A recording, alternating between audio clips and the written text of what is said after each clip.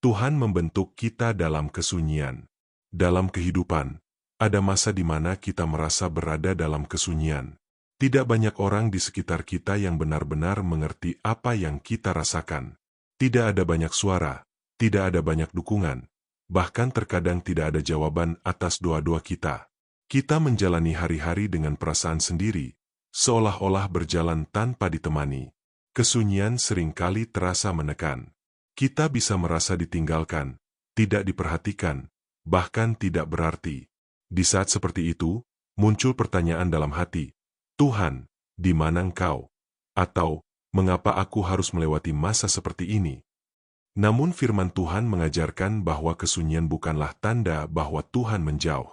Justru seringkali, kesunyian adalah tempat di mana Tuhan bekerja paling dalam hidup kita.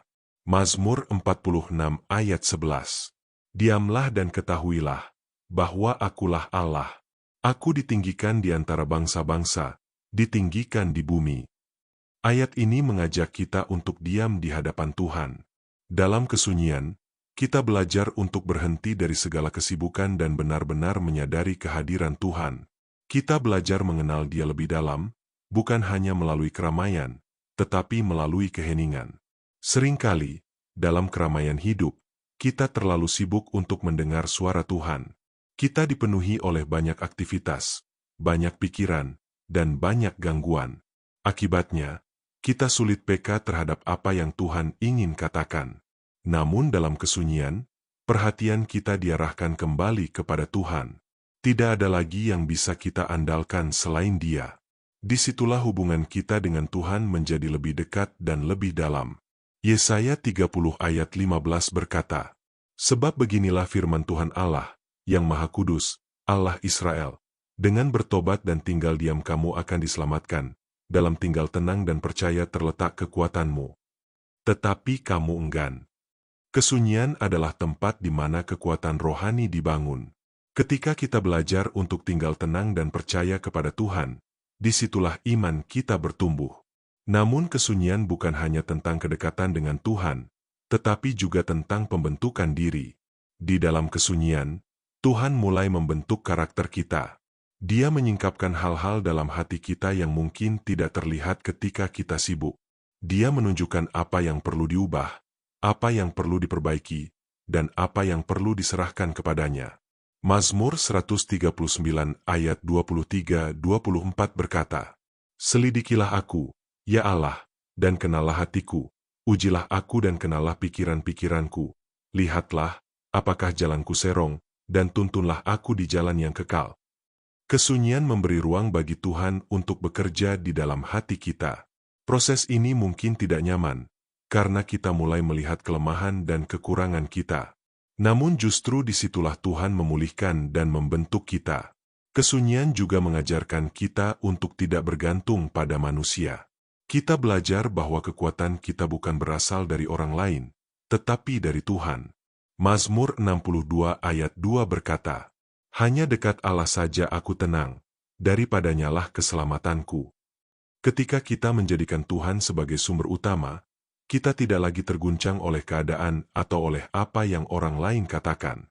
Kita memiliki dasar yang kuat.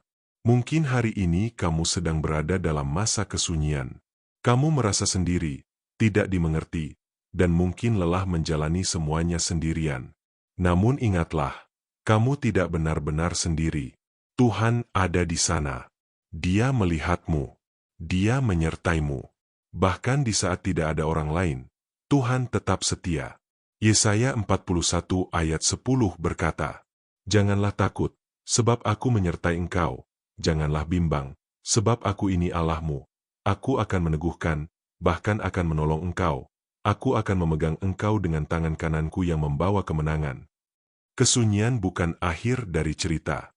Itu adalah bagian dari proses.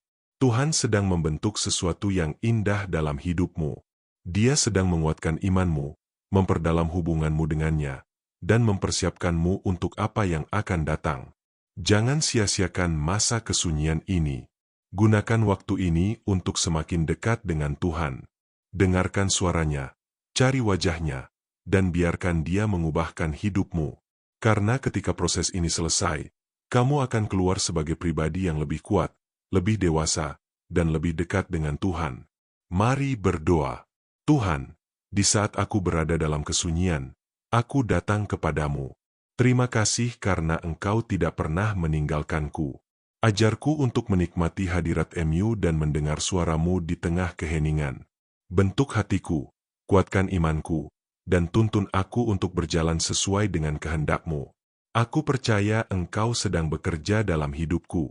Di dalam nama Tuhan Yesus aku berdoa. Amin. Jika renungan ini memberkati hidupmu, jangan lupa untuk like, subscribe, dan bagikan kepada orang lain supaya semakin banyak orang dikuatkan oleh firman Tuhan.